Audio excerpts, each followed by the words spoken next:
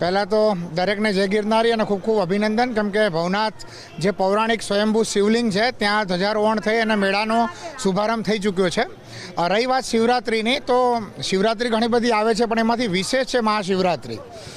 એમાંય મહાશિવરાત્રિનો પર્વ હોય એની અંદર ગિરનાર હોય અને ગિરનારની ઉર્જા સાથે સાધુ સંતોના આશીર્વાદ હોય, તો આ ભક્તિ, ભજન અને ભોજન આ ત્રણેયનો ત્રિવેણી સંગમ એટલે મહાશિવરાત્રિ મેળો. ભારતભર નહીં પણ આજે મેં જોયું કે વિદેશની અંદરથી પણ આવેલા મહાત્માઓ જે ભેગધારી છે અને સંન્યાસી બન્યા છે તે પણ આ મેળાની અંદર ખૂબ ઉત્સાહમાં છે. અને મેળામાં સૌથી આકર્ષણનું જે કેન્દ્ર છે, સૌથી પૂજનીય જે કેન્દ્ર છે એ આપણી રવેડી છે.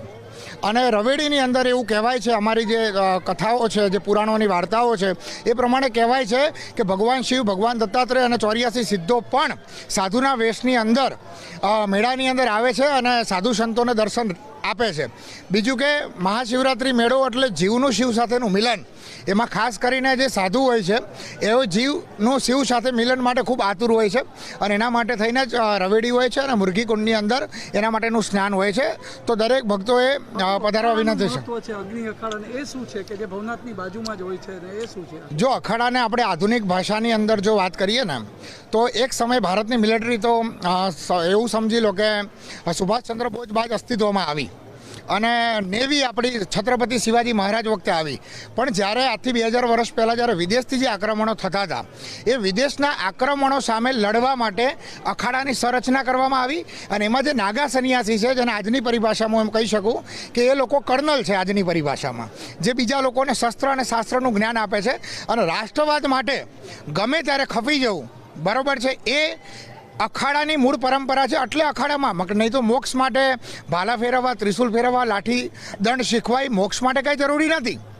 પણ મોક્ષની સાથે સાથે જે સાધુ મોક્ષ માટે કરે છે એ તો તુલ્ય છે જ. એક સારી ઉર્જા લોકોને આપે છે કે રાષ્ટ્રની તમે રક્ષા કરો. પણ રાષ્ટ્રની રક્ષા કરવા માટે ફિઝિકલ રીતે જે નાગા સંન્યાસી છે એ આપણી એક જાતની બ્લેક મિલિટરી છે.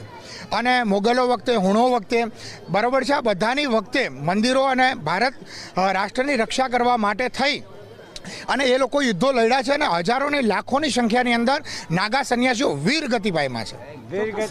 જઈ શકાય કે હર હર મહાદેવના નાદથી વાતાવરણ ગુંજી ઉઠ્યું છે. ભવનાથનું સાનિધ્ય છે, સાધુ સંતો આવી રહ્યા છે અને કહી શકાય કે મહાશિવરાત્રિના મિની કુંભનો આ ગુજરાતનો તો મહાકુંભ કહી શકાય. અને ગુજરાત ફર્સ્ટ પડે પળની ખબર અને જેને કહી શકાય કે તમામ લાઈવ સતત આપશે. લોકો જેને કહેવાય નિજાનંદ અને જે ભક્તો પણ આવી રહ્યા છે એ માત્ર જુનાગઢ, સૌરાષ્ટ્રની પણ ગુજરાત અને દેશ અન્ય રાજ્યના પરપ્રાંતના પણ લોકો અહીં આવી રહ્યા છે. સમગ્ર વાતાવરણ અલૌકિક બન્યું છે. કેમેરામેન મનીષ સાથે ધર્મેશ વૈદ, જુનાગઢ.